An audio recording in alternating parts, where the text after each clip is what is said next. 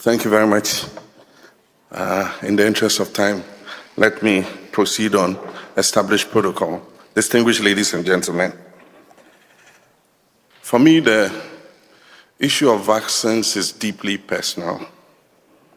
And that is because when I was growing up, one of my younger brothers was affected by polio. He was crippled.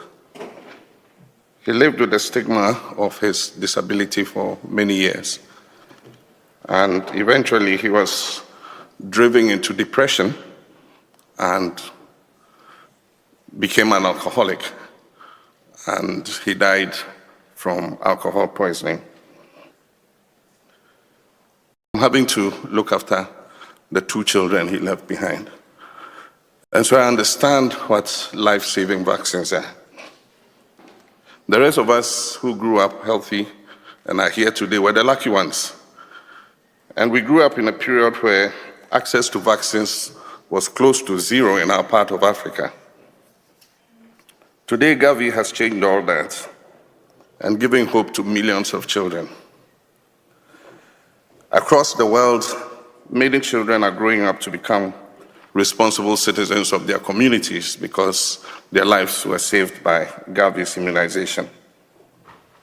In Ghana, we're proud to be partners with Gavi, and I'm proud to say that in partnership with Gavi, Ghana has achieved 97% immunization coverage.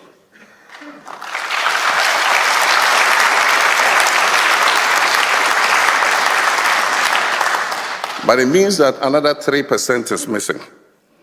And we're working hard to find those 65,000 children who are in remote areas that are difficult to reach. And I know that working with Gavi, we will be able to find those children and also give them the life-saving vaccines. Ghana is a lower middle income country, and so our partnership with Gavi is one of co-finance. And I'm proud to say that over the recent years, we've spent almost $67 million on vaccines in partnership with Gavi.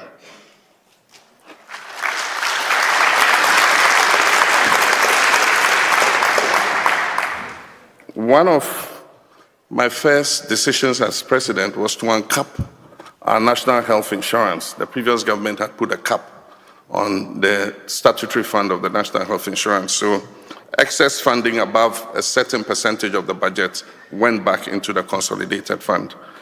By uncapping the national health insurance, we've been able to give the insurance fund more than 3.5 billion cedis more.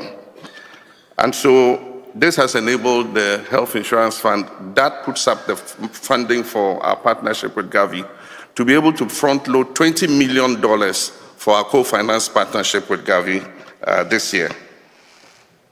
So on behalf of the children, I want to say thank you to Gavi. We are hoping that we'll fast track our weaning of Gavi by 2030. We're supposed to go off Gavi funding by 2030. And it's my expectation that we'll work hard to be like Indonesia and in future become a donor country to Gavi.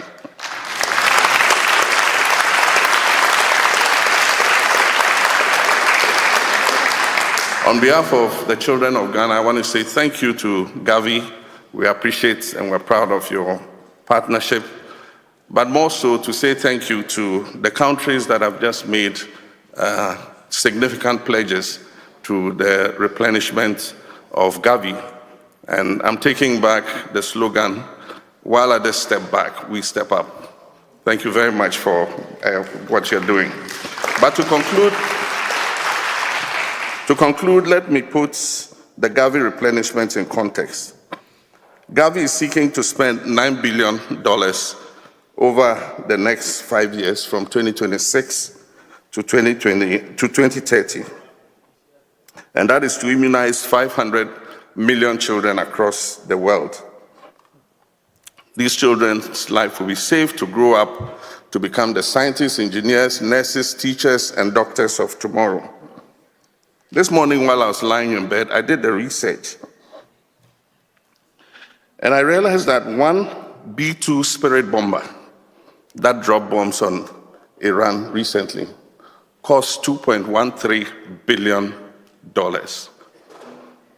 If you work the math, what Gavi is seeking is the value of 4 of those B-2 bombers. Surely, the world can afford the value of 4 B-2 bombers to save 500 million children. It's a choice we have to make.